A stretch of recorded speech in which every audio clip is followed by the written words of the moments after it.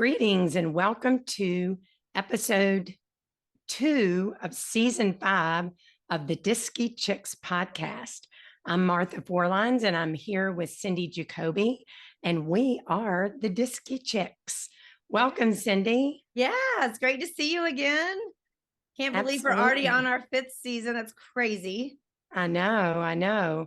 Well, the first episode we talked about, we were going to take a little different approach to this season, and that is by zooming out and really looking at the DISC assessments, the motivational assessments, the EQ, and from a higher level, and really look at what do you as a leader of your business or the CEO of your business need in terms of developing a strategy. Where is your team? Where is your leadership team? And what do they need? Because when we are able to look at it in a more holistic way, we can then recommend to you how you can use those assessments in a very strategic way to improve the performance of your business and your team members. I think a lot of businesses find themselves that they can be successful and they may or may not use assessments, but I would argue if you use assessments, you can get there so much faster. You just can. You understand people quicker. And, these days you don't have a lot of time to figure it out. So anyway, you can have a strategy that involves assessments that helps you get to the end quicker, the easier it is to implement new ideas, new strategies, new processes, and how much hand-holding it's going to require based on, the people that you're working with. And we mentioned last time, several different levels of how you can use assessments in your people strategy. And I think we've agreed, right, Martha, to start with the leadership team, because that's where it all begins. If you're not aligned with your leadership team, then it's going to be very hard to implement any new improvements, that you have. Right.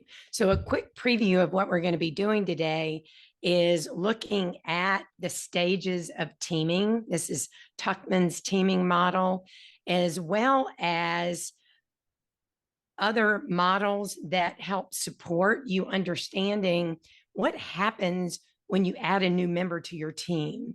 What does that look like, and what happens to the dynamics of your team?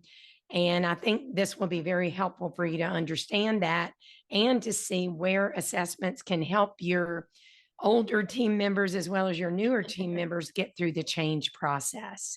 And what happens when there's disagreement and conflict? Is that good sign, bad sign? Right. I think it's a bad sign. It might be a good sign. So yeah, we're going to look at Tuckman's model. We'll look at Pat Lencioni's 5 Dysfunctions of a Team. It's a great book if you don't know it, but these will help frame our conversation today. And we have visuals. So if you are listening to this on your podcast, just the audio, we'll describe what the pictures are. But if you're watching this on YouTube or Facebook, welcome. This is a relatively new medium for us, and we're going to dazzle you with some very exciting pictures. Don't you think? Excellent. I think so. All right. I'm going to share my screen and we're going to get right down to it. And we're going to start with that Tuckman model of teaming. Are we on the screen there, Martha? I think we are. Yes, it is. It is. So the very first step in teaming is forming. And we're going to dive deep into each of these stages. So that's the first stage. The second stage is storming, which is very normal and natural and common for a team, especially when you bring a new team member on, and we'll tell you why. And then hopefully you do graduate out of that storming phase into norming. Sometimes people get stuck in the storming phase, and that's when they need us to come in and help figure out why you're still stuck in storming. And then the last one is performing. And this is when you're hitting on all cylinders and all the team members are aligned and supporting one another and producing and meeting your goals. Yeah, that wraps it up. We'll talk about the first part of that forming, and I've got a couple of bullet points for you. When you're forming a team, if you think about the first time that you met your teammates, it was probably pretty formal and polite, maybe not too personal. Everyone's a little guarded. They're not sure about how this is going to go. And that's how a lot of teams start off, that introductory, you're assessing everybody, wondering if you can work with them, hoping that you can, until things start happening. Any other comments on forming, Martha? No, I mean, I always kind of laugh when polite and impersonal, watchful, guarded. And I think about, my high D clients, that would be some of those attributes that are described there in the forming. But typically they're going to bust wide open and just really take control of things. Yeah, exactly. Yeah, they'll still be impersonal probably. They're not going to tell us about your family, that type of thing. No. Maybe. No. So you quickly move out of that and you move into the storming phase. And you want to lead us on this one, Martha? Yeah. When people are in the storming phase, they have graduated, because instead of just being polite and trying to be nice, playing nice with one another, new ideas are coming on the table in leadership meetings, and other people are listening to this new person, not to pick on the new person, and they may have disagreements over what this person is recommending. So then that controlling and the conflicts may arise, and even confrontations. And this is all perfectly normal for this to happen. But how do you get to a point where you are trusting each other better and more, so that you don't have the need to pull into these three attributes that are sitting here, keeping you from moving forward? Yeah, the storming phase is very natural. And again, as Martha said, it's actually a positive step, because it's showing you that people are presenting different ideas, and that's naturally going to bring conflict. But what it's telling us too is that they care about what the decisions are that they're making. And so they're offering these different ideas, which they may not do right there in that beginning stage. And Martha, I have to tell you, I was a professor, an associate professor or something at, in teaching this in an MBA class in business Were school. you? And part of that program had a lot of teaming involved, and they actually assigned teaming coaches. And I was assigned a group. They were together for 18 months, and we learned about teaming early on, but I wasn't their team coach, meaning I wanted them to win. I was their teaming coach, watching them team. And so I'll never forget when I got a call one day from one of the teammates gleefully saying, "We're storming," where they were so excited that they had progressed to the storming stage, where if you're not ready for it, then you think, "Oh my gosh, what have I done? How do I get off this team?"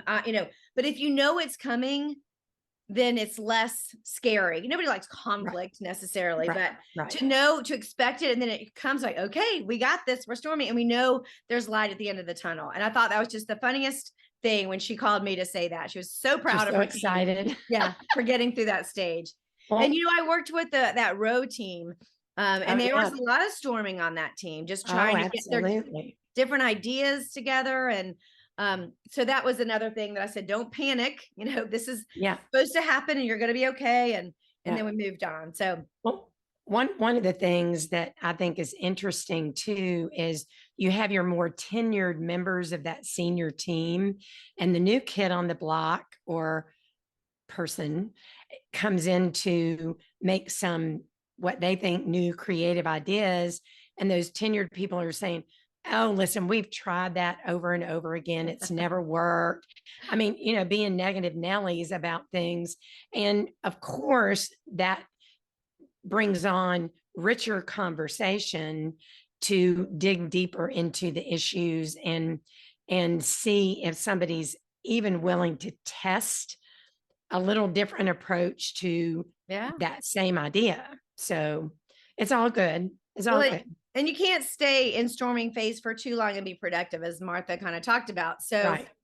really the next step is norming. So you have these conflict, which presents itself some reasons for norming, making procedures, establishing rules, developing your role on the team. Who is really good at the detail? Who's really good at ideation? Who's really good at this? And so you learn. And again, sometimes it's faster than others, but you learn how to give feedback, how to give effective feedback. And we talk about that all the time. That's one of the things Right. that I also teach in management class of how do you give feedback that's not going to just further the storm, but Right. move things forward. So Right. you figure out how are we going to work with each other? Because the storming ain't working. We got Yeah. all these different ideas. Okay, how are we going to decide on Right. which idea is best? And so you start coming up with these policies and procedures on how to confront issues. Yeah. Yeah. And from my perspective, as we move from storming to norming, the trust level is getting better because remember, trust is the foundation of any team. Yeah. And we'll talk more about this with the Lencioni work. But as you are building that trust and people are listening to each other better and more willing to take some risks that maybe they weren't before with this new person, then it is a good thing. It is a good thing that trust is starting to grow. And I'll say for norming, sometimes this is all you get. This is Yeah. as far as the team goes. Like, you know what? We're getting our work done. We're rocking along and everything's fine. It's one of those, Yeah. are you mad at me, honey? No, I'm fine. That everything's just fine.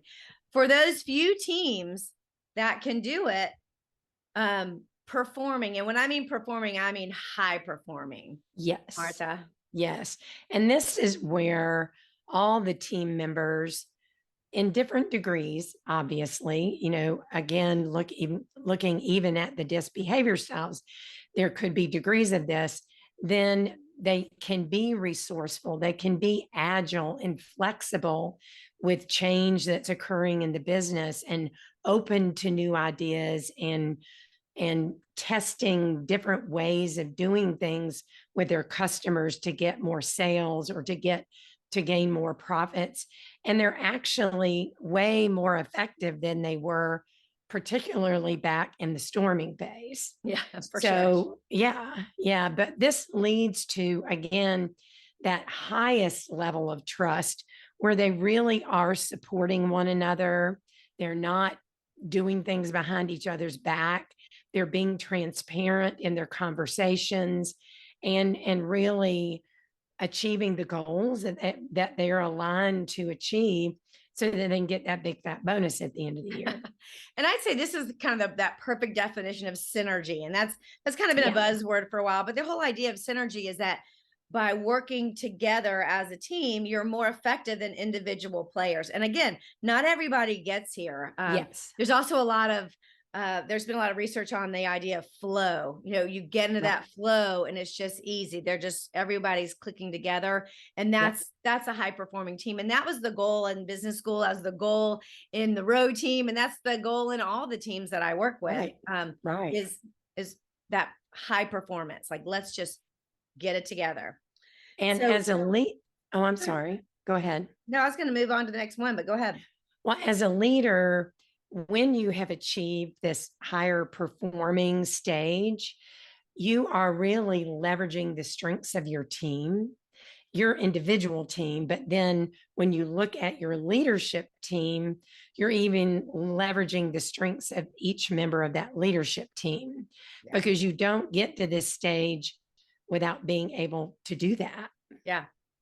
And that's when you see maybe those different DISC styles, instead of being in conflict, are complementary and they're working together. And then, if that works, then it's a beautiful thing. It is. So forming, storming, norming, and hopefully, fingers crossed, performing as well. Yes. And that's Tuckman's model, as Martha said. Yeah. So the next model we're going to look at, and it's a model of teaming, but it does not take away from Tuckman's model. We wanted to start with this first. It's easy to remember, you know, the stages, but it gets a little bit complicated. And Pat Lencioni came up with the 5 dysfunctions of a team. If you're not familiar with this book, I highly recommend you reading it. It's not a textbook. It's a parable. So it's a story. It's easy to relate to, and it's short, but it's powerful. So here are the 5 dysfunctions. And again, we'll go through each one of those, but absence of trust, fear of conflict, storming, lack of commitment, avoiding accountability, and then inattention to the details of the results. So we'll dig a little deeper into those. Yeah. So if you're graduating up and really not making progress beyond these descriptors, guess what, folks? Those results are not going to happen. So I think it's important to understand that. So let's talk about trust and what happens when you don't have it. What does it mean? Right. So if we look at, the definition from a teaming standpoint of trust, it's a little different than a conventional one. Trust is confidence, that you have confidence among your team members and that the peers' intentions, that everybody is coming in with intentions of doing good, not bad. And you're not really looking at your team with that skepticism, because that trust is there. And the team members are operating so that the best interest of each other and the team's goals are really in the frontal lobes, right? And they're really very, very, very interested in being able to bridge the gap between that lack of trust and being a team of high trust and confidence in one another. So how do you overcome trust? I think that, my experience is one positive interaction at a time, or experience at a time, but it has to be over time, right? Yeah. So that you have that reliability and predictability of that person really being credible in your eyes and delivering on the results. And you really are able to achieve this when you have an in-depth understanding of the different attributes of your team members. So Cindy, how do you find out about these attributes of your team members? This is a perfect starting ground for using assessments, that absence of trust. Now, when you learn about the DISC, especially, you learn, for instance, a high I is very trusting. So if you have a whole group of I's, that trust will come a lot faster. If you have a group of low I's, or maybe even some high C's, that trust has to be proven and built upon. And, just like Martha said, it's interaction after interaction where that predictability, you can rely on that teammate to do their thing. And so the more you get to know someone, and we talk about at the beginning of team meetings, one way to build trust is to have a short activity, maybe at the beginning of a team meeting. Ask a question. Where'd you get your name? Where'd your name come from? And they'll share a story. Well, my mother grew up in Germany, and like little things where they can tell stories and people can learn to relate and connect. You don't have to do the trust fall like in the picture. Oh, I forgot to tell people, if you're not looking, the picture of absence of trust is someone in a business suit falling backwards in a trust fall, and the guy that's supposed to catch her is nowhere near. I mean, she's going to hit the ground, folks. Yeah, she's going to hit the ground. So it is, you're not going to be able to move forward until you build this foundation. And like Martha said, it takes time to develop. And the more you get to know somebody and figure out how to make connections, the better. How do you spend time with people to do that? Right. And our experience too is once the whole team knows and understands the behavioral tendencies of each of their teammates, then, they are forewarned about somebody that may be more skeptical and ask more questions, which is good for the team. The team needs that, right? So they need to lean into that versus just hurry up and make decisions without having all the data on the table to make the right decisions. So it's a very powerful way for each team member to get to know each other at a deeper level. I think it also takes away some personal either animosity or fear or mistrust. I just think about things that are naturally kind of opposite, like a high D and a high S. I mean, it is so easy for a high dominant to hurt a high steady's feelings, especially if they don't know that that's kind of how a high dominant rolls. They're very direct and to the point, and they don't ask about your weekend or your family, but it's okay. It doesn't mean they don't like you. So if we can break through all of that kind of stuff and really understand the different styles of people and how they operate, you can take away that personal concern and just deal with the data that's in front of you. Okay, they're high D. They're supposed to do this. They're doing what they're supposed to do. I can trust that, right? Right, exactly. All right, the second stage, fear of conflict. And if you can't see this picture, it's another man in a suit, but he's got his head buried into the sand. And I'll start off with this one, Martha. Fear of conflict, and think about the storming phase here. I told you storming was good. If you fear conflict, you're not going to get to that storming phase. So what happens in conflict, like we mentioned, it's sharing ideas, it's being heard. If people don't feel like they're heard and that their ideas aren't even going to be considered, they're not going to share them. They're not going to get any buy-in. So most people we find are reasonable, and they don't have to win, but they want to be heard. They don't have to have their way. They just want their idea to be considered. And so when you trust the other people, you can share your idea. And if people disagree, it's not out of animosity or anger. It's out of that common goal. They're giving you feedback on why they don't think that's going to work. And so if you don't have that underlying trust, it's hard to have debate. You don't have passionate discussion. Again, if you're afraid, if there's fear, then you're not going to say it because you're afraid it's going to come across as being critical or destructive if you disagree with somebody. So you want to understand, how to be productive in this exchange of dialogue and still be, you want to be productive, but you want to be respectful and polite as well. So as you're going into this storming phase, you want to get over that fear of conflict, and it all goes back down to the trust. Yeah. And I love that concept of healthy conflict. Yeah.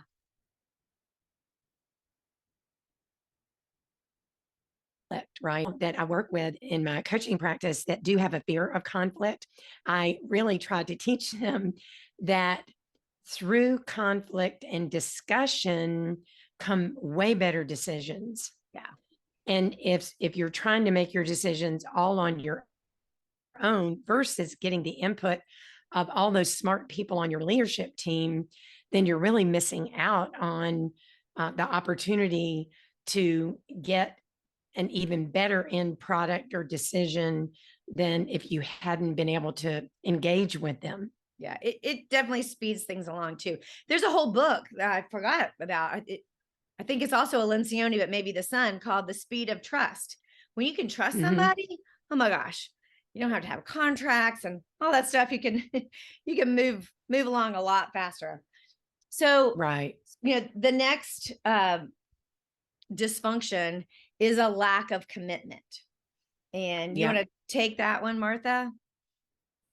Yeah, I'll take this one. I'll take this one.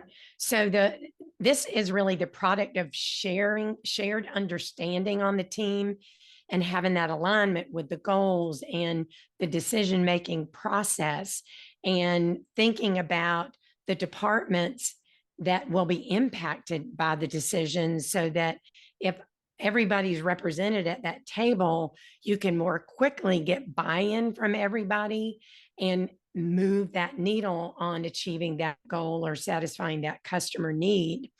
But if you're unable to share your opinions in that fear of conflict stage, it makes sense that buy-in is going to be way, way more difficult and slow the process down. So you have to overcome this through consensus. And I know, a lot of CEOs love to get the input, but at the end of the day, it is their call, right? Yeah. But consensus building and being inclusive in hearing people's different opinions really helps that cohesiveness of the team, even when they have that disagreement. So making a decision, even if you're unsure, can happen quicker. And you can wrap up the team meeting with a recap of what were those key decisions and what is the communication plan going forward. And I know I've worked with senior teams before where they have to be reminded we can have this disagreement and even see this lack of commitment in some of our members, but we do not talk about any of this outside of this room. Yeah. Because it's destructive to the perception of the team once you get back out there in amongst all the people. It goes back to that last stage. If you feel like a reasonable person doesn't have to win, but if they feel they're at least heard, their ideas were considered, and once the team commits to an idea, that person typically can agree. That might not have been their first choice, but that doesn't mean that they're going to fight it. Like, listen, I gave my idea, I was heard, they considered it, we went a different direction. Okay, I'm okay with that, and they move on. Yeah. So you want that person to be able to feel like they're committed, to get to the next stage, which goes right along with this. Oh, and if you're not watching, the next stage is avoidance of accountability. And there's a little one frame comic strip that has two dinosaurs looking at the ark in the rain. Noah's Ark is sailing away, and somebody goes, "Oh crap, was that today?" And the theme is the avoidance of accountability, of not being accountable for being where you're supposed to be. And so think about it. If you don't have buy-in and you don't have commitment to whatever action was decided, it's so easy to let people off the hook and not hold them accountable. Say, well, that wasn't my idea in the first place, so it's not my problem. And that is not good. Everyone has to be accountable for that decision, even if it wasn't your idea, and even if you disagreed with it. So by not getting that consensus and signing off at the end of the meeting, like Martha said, you're not going to be able to hold each other accountable. So the way to get to that stage is that, again, in the meeting, publicly declare, what each team member, we made a decision. Now, what is each team member responsible for? And then how are we going to check up on them? What's the progress? When we have our next team meeting, we expect to hear from everybody on their part of this. If you just kind of go forth without assigning that accountability to everybody, you're letting people off the hook who shouldn't be let off the hook. And it doesn't help you get to that high performing team. Right. And using RACI charts are great on who's responsible for what and who has the primary responsibility, who needs to be consulted with, and then who is just, present.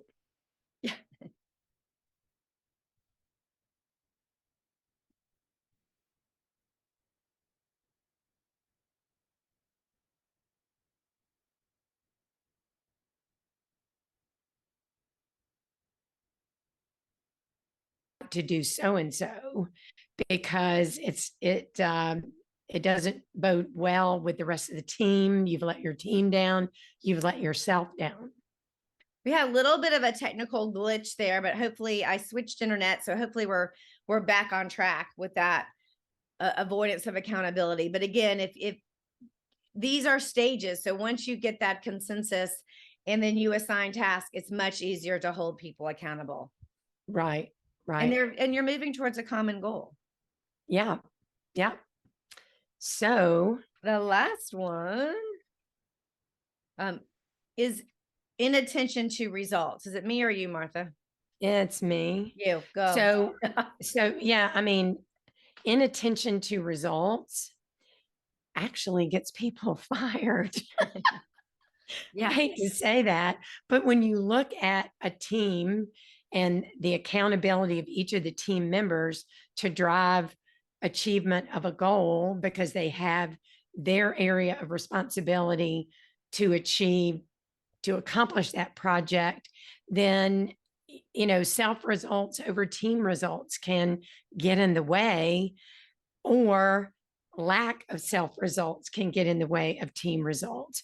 But being protective of your turf is not a good practice where you're maybe putting your ego in front of the achievement of the team and your team members, and really the career or recognition over results of the team and the company is not going to make you a successful executive, is all I can say.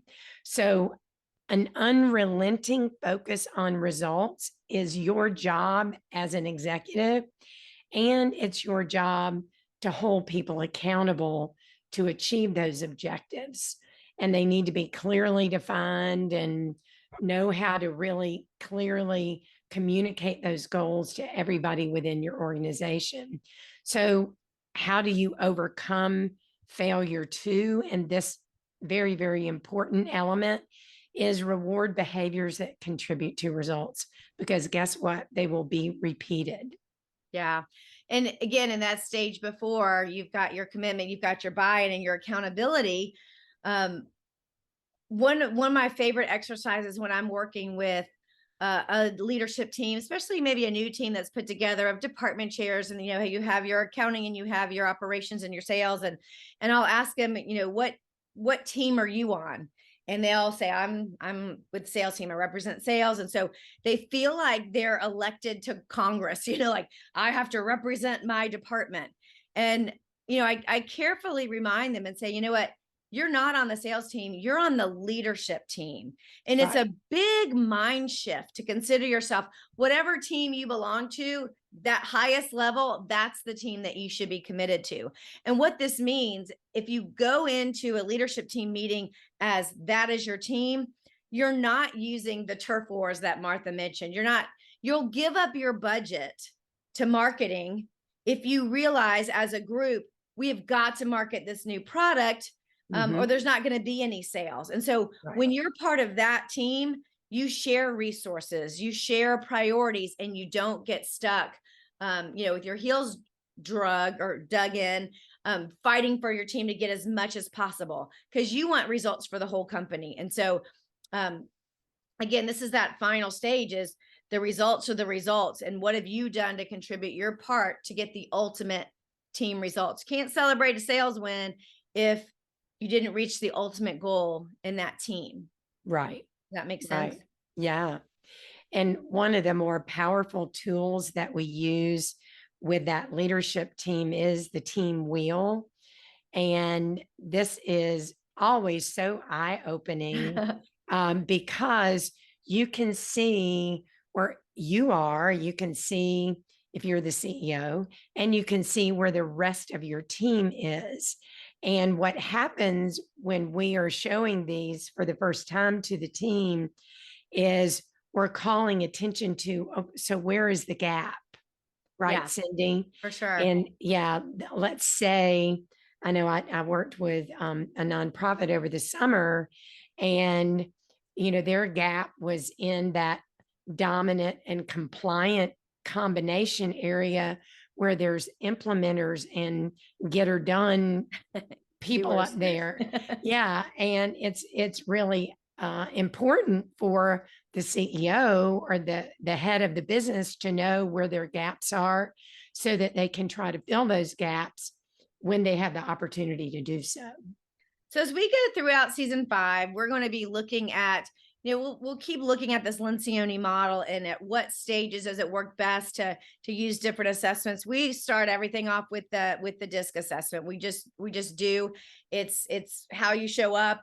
It's how people recognize you. And if you can understand people's style, that's a great way of mitigating conflict. And then we'll move to motivators. And usually with the leadership team, you also do emotional intelligence. Like, yes, what got you here won't get you there. Yeah. You need to be able to work a room and influence your employees. So we've got a lot to talk about in season 5. We love for you to visit DISCyChicks.com. You can get download an episode and watch it. You can look at all of our past 4 seasons. And if you would like to take a DISC assessment, you can get a free one on DISCy Chicks, and we'll send you the results. Excellent. All right. Well, we will see you in 2 weeks. Thanks for Thank tuning you. in. Bye-bye.